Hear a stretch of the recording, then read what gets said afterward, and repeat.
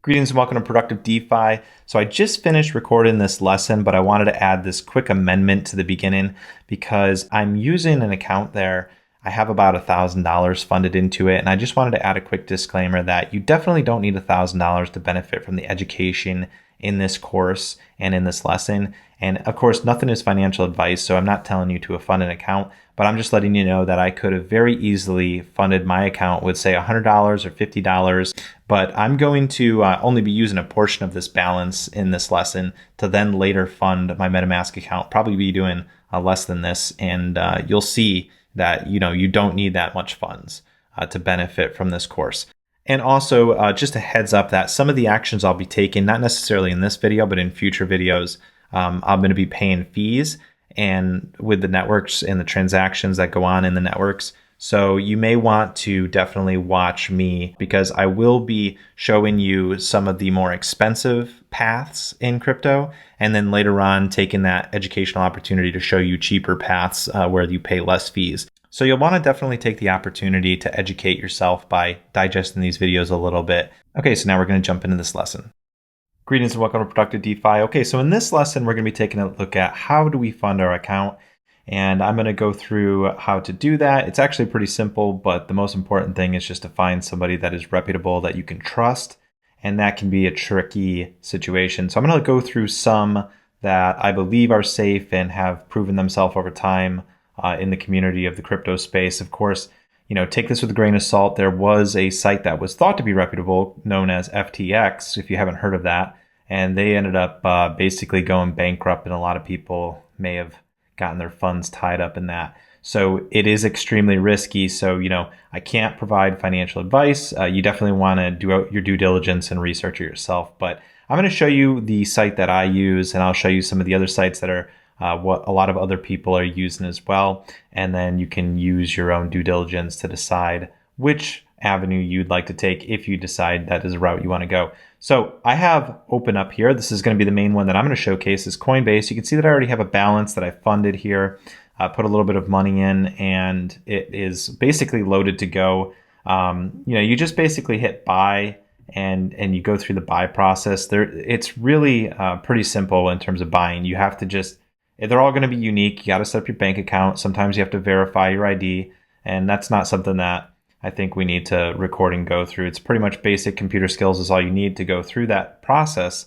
It's just like traditional, like setting up a site and connected to your bank account, or using a debit card or another form of payment, such as wire transfer and so on and so forth. And they all kind of offer different things. And besides, if you decide not to use Coinbase, the setup process would have been different from another site anyways.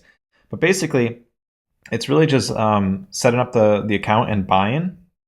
And then when it comes to buying assets, what I did here, so when you do click this buy button after you have your bank account and everything set up and connected, so you can see I've already set up my bank account, and that's a step that I skipped over, but you would just set up your bank account or a debit card or whatever form of payment you want that they offer. And then once you have that set up, you'll be able to use that as the source that you want to use as funds to buy with. And then you can select the coin you want to purchase. And a lot of times what I'll do is I'll buy these USDC coins. Now, I'll talk about these in more depth later, but these are known as stable coins, and I'll talk about what stable coins are in further depth throughout the course, probably at various times. But these essentially are USDC is a stable coin, which means it's pegged, in this case, to the USD, the United States dollar. So this coin is always $1 and it doesn't change in value. And so that's nice because if you're deciding, I want to put some money in, but I'm not sure what I want to do with it yet. And, this is a nice stable option to basically transfer that in. And then I'll show you here. You can also go in here and you could, if you wanted to, you could have chose Bitcoin instead of USDC or any one of these other coins to purchase with your bank account.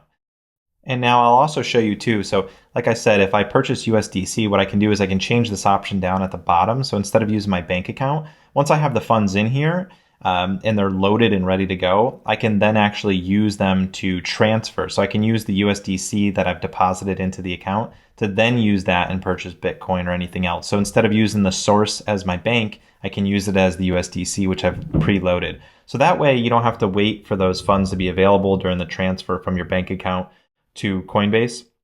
So like I'll purchase some USDC, it'll get transferred over, I'll get access to it, And then when I decide, okay, I want to buy Bitcoin or Ethereum based on what the market does, I have those funds already preloaded and I can just jump on the opportunity when the price dips and so forth.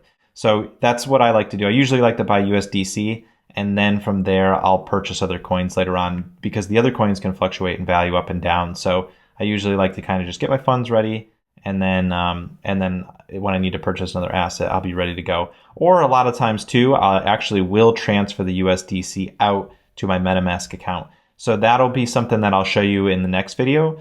I'll show you how to take them out of the marketplace that you purchased them from and put them into your MetaMask wallet, which is how we're going to be able to use a lot of the DeFi protocols, is by using our MetaMask wallet to interact with the DeFi protocols. That's why we're going to actually need to take these funds that we have here and transfer them to our own private wallet, where with our MetaMask wallet, we actually have full control of those assets and we own the secret keys to our wallet and everything. Whereas in these exchanges like Coinbase and the rest of them that I showed you before, you're kind of trusting them to manage and handle the secret keys, but you actually, they technically, it's in their bank account, it's in their wallets, and they're just agreeing to transfer them on your behalf. So once they're in your MetaMask account, it's out of Coinbase's or whoever's exchange's hands, and it's in your personal wallet, and they can't, do anything with them. They don't have any control over that. So anyways, that's basically all you need to know for now. And again, in the next step, I'll show you how to transfer those out to your MetaMask wallet in depth. But we're just going to take a look at some of the major exchanges that you can use to acquire the funds in the first place. Because first we have to acquire them, and then we can transfer them to our own MetaMask wallet, where we do all the DeFi stuff after. Now in a little bit, I will show you how I purchase individual assets, such as Ethereum or other coins. But now I want to show you some other sites that you can use if you decide not to use Coinbase. Now, Coinbase is a very good solution if you're in the United States. I'll show you a couple other US ones, and then I'll show you some. So if you're not located in the United States, I'll show you some others that you could use outside the US. So a couple US ones would be Coinbase, which we just covered. There's Gemini, and this is actually owned by the Winklevoss twins, who, if you don't know, they were involved in the whole Facebook thing, and then they claim that Mark Zuckerberg stole his idea, all that stuff. Well, they have their own business, and this is actually a very, I've used them before, and I found them to be pretty nice. Gemini as well. And then we have Kraken. Kraken is another solution that you can go with. And then there is Crypto.com. So these are the options that you have. There's more of them, obviously, in the United States, but these are some of the most common ones. So you could do, Crypto, Kraken, Gemini, or Coinbase, and my preference is Coinbase. Sometimes some of these companies will have certain coins that other ones don't have listed. So that's why sometimes you might actually maybe be part of multiple, and you might jump around and say, oh, Gemini has a coin that Coinbase doesn't have, and I can just buy it directly. And so sometimes things like that pop up. But you can also get the coins by using DEXs, which are decentralized exchanges, which is another part of this upcoming lesson. So, there's all sorts of ways to get coins, but sometimes it's easy just to buy them directly if they're offered directly from one of these market makers here. Now, if you're outside of the United States, you can look into Binance. Binance is very popular for people outside the US. They do have a Binance.us site, but it's not really the same as Binance if you're outside of the United States. It doesn't have the same amount of capabilities. So Binance is a little bit better solution if you're outside the US. And there's Bybit. So Bybit is popular, I hear. Haven't used them. And then we have OKX, and that is something else that is popular overseas. And then we have KuCoin. You can see here, some of these are saying that I'm blocked because my IP is from outside, from a place that they don't serve, which is the United States. So, but if you're outside the United States, then you should be able to access these sites. So KuCoin. And then we have HTX. HTX is another possible solution that you could look into. All right, so these are some of the options you have to get set up. So try to find one that you feel comfortable setting up with, if that's a route you want to go. And you'll have to go through a verification process and connect your bank account, all that stuff. Once you're ready, what I'll do is in the next video, you can join in the next video. And in the next video, I'll show you taking these funds that I've put in here, and I'm going to show you how I transfer these then to our MetaMask account. So that's where we really want to get into things, is how do we fund our MetaMask wallet from these exchanges? And so I'm going to show you that in the next video. So once you're set up, or once you're ready to jump over to the next video, head over there and I'll show you how we get our funds from here over to our MetaMask wallet safely.